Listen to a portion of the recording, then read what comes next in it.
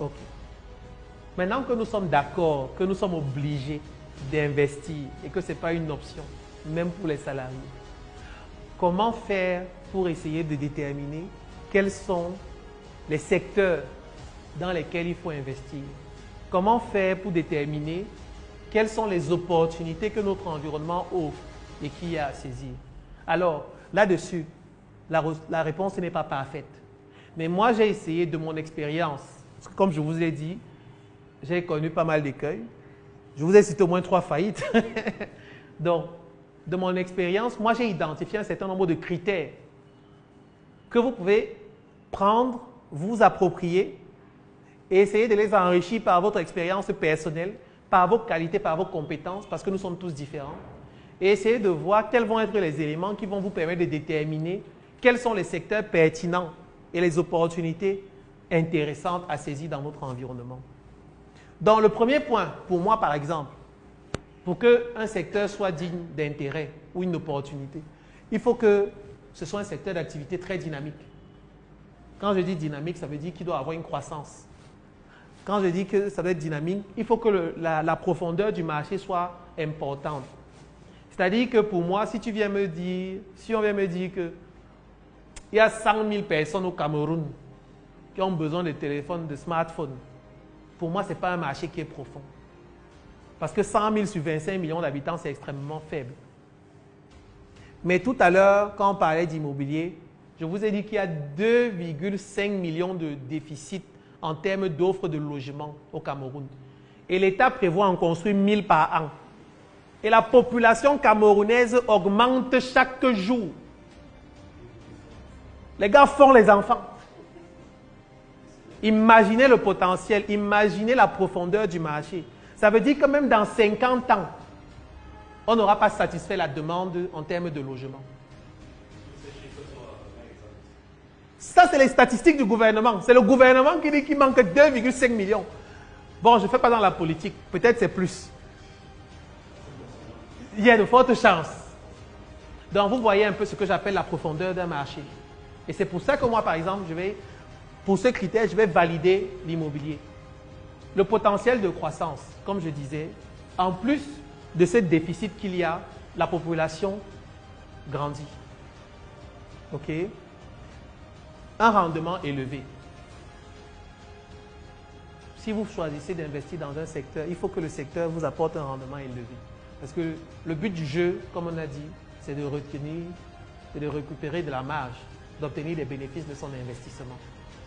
L'immobilier, c'est un secteur qui est dynamique. On l'a tous vu. Ça s'explique également par la démographie qui est galopante. Je pense que nous sommes tous d'accord que si chacun laisse un terrain quelque part ici, en zone urbaine, 5 à 6 ans, il est possible que le prix ait doublé. OK? Vous voyez que ça veut dire qu'on est sur une croissance. Allez, si on dit que ça double tous les 4 ans, on est sur une croissance de 20 à 25% sur le prix du mètre carré. Combien de secteurs peuvent offrir pareil taux de rentabilité?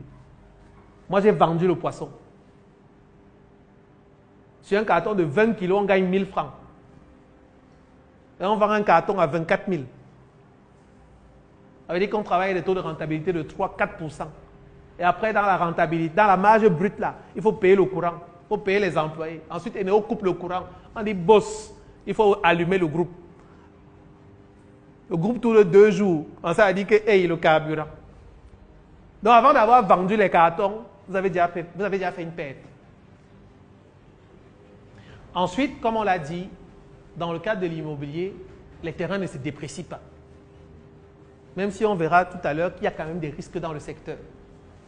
OK? Donc ça, c'est pour le rendement élevé. La stabilité des prix. Donc, on va voir que ça, c'est en opposition avec tout ce qu'on a dit, les risques à éviter. Il faut être dans un secteur où, si vous avez acheté quelque chose à 10 francs aujourd'hui, il ne faut pas que vous vous réveillez demain matin, on dit que ça coûte 8 francs. C'est ça que j'appelle la stabilité des prix. Je ne suis pas en train de dire que les prix ne doivent pas croître. Mais il ne faut pas être dans un secteur où les prix baissent. Comme les vendeurs de cacao, parfois ils se lèvent le matin, on dit que le prix du cacao a baissé. Le gars est au champ depuis 3 mois, 4 mois. Il bosse, il bosse, il bosse. Il s'est basé sur un prix du cacao, je ne sais pas, à 1000 francs. Et le jour où il doit récolter, on dit que le cacao est à 700. Ça déstabilise complètement ses équilibres économiques. C'est pareil pour le poisson. Nous, on vendait le poisson, le carton de 20 kilos. Monsieur qui dort là, on vendait le carton de 20 kilos à 24 000. Un matin, les prix sont passés à 16 000.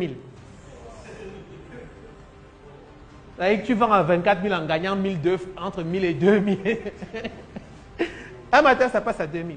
Donc, évitez les secteurs où les prix fluctuent énormément.